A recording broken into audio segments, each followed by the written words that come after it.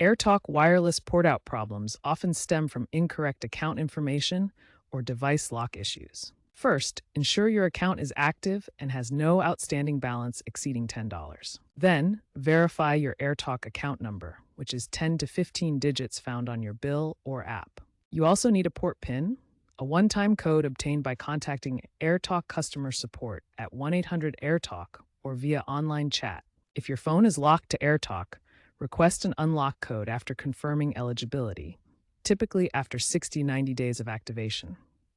Double-check that all details are accurate, as incorrect information is a primary cause of port-out failures.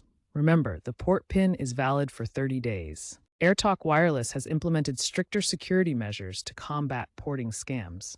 These include multi-factor authentication through their app or website, requiring biometric verification like fingerprint or facial recognition for PIN generation. The average port-out resolution time is 24 to 48 hours, but delays can occur due to high demand. If your valid request is delayed, contact AirTalk support for updates. AirTalk may deny port-out requests for fraud prevention.